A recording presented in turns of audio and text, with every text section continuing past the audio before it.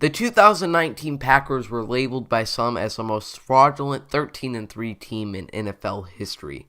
The 2020 Packers are 9-3 and are in prime contention to be a dominant team in the NFC down the stretch. So what happened during the offseason after they didn't address any of their needs in the draft and didn't sign too many big-name free agents? What are the secrets to the Packers' success?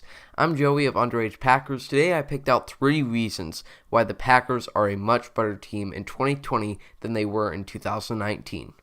Secret number 1, continuity.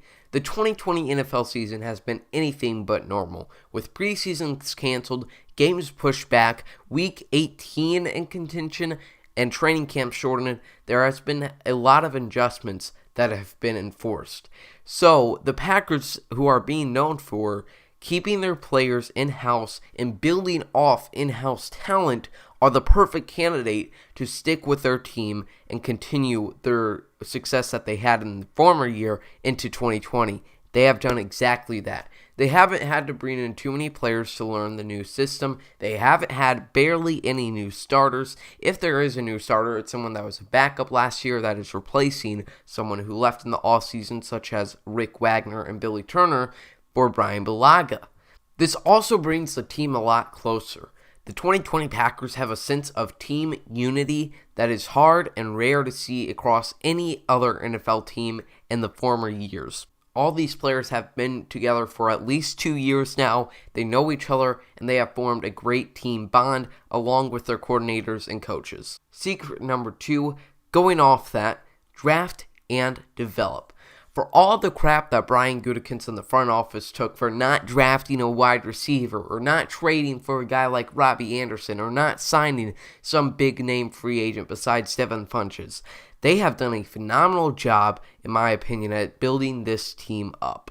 Some of the biggest stars of this year are people that they have been building up in-house, like I just mentioned, for a long time, for years now. Robert Tonyan, who came in as an undrafted free agent in 2018, is now the Packers starter at tight end, has done an excellent job at replacing whatever Jimmy Graham gave you, and is now at 8 touchdowns, tying with Travis Kelce for the most touchdowns among tight ends. Sean Gary, who had to take a lot of crap last year from fans because he wasn't getting enough playing time, is now a star and a centerpiece of the Packers' powerful pass rush.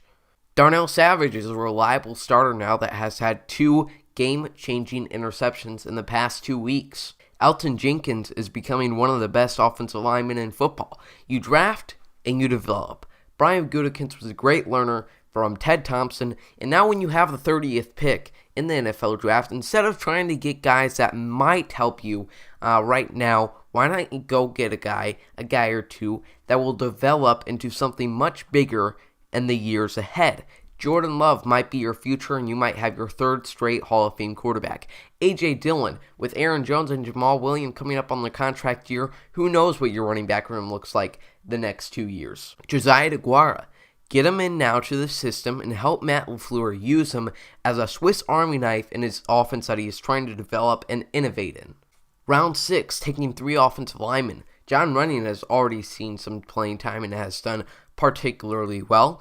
Simon Stepniak and Jake Hansen have been dealing with injuries, but with Corey Linsley on his contract year, once again, who knows what your interior offensive line room is going to look like in the next 2 years. Packers have done a great job of that over the past few years. I am so excited what their draft classes look like in the years to come.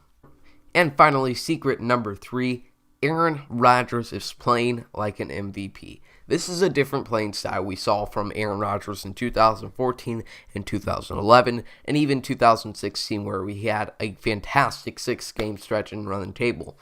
Rodgers has plenty of weapons. You don't need 5 great wide receivers. He has Devontae Adams, the best wide receiver in the game. Aaron Jones, the top 10 running back in the game and top 10 receiving back in the game. Robert Tonyan, a top 10 tight end at this point in the season. Allen Lazard just coming back from injury, who is an undrafted free agent, and then we're back to keeping in-house development. Marquez Valdes-Scantling, who has proved to be a great deep threat compared to what other people have to say about him from his one mistake. MVS has been great this year. All of his weapons has been great this year, and he is now at 36 touchdowns, which is extremely rare for a 37-year-old, even after Tom Brady and Drew Brees pretty much ruined the perception of what a 37-year-old quarterback is supposed to be. Well, there you have it, the 3 secrets to the Packers' success.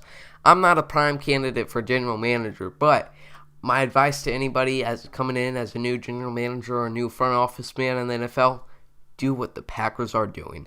Thanks everybody for watching. Make sure you subscribe to the YouTube channel and follow us on Twitter. This has been Joey of Underage Packers. Go Pack Go.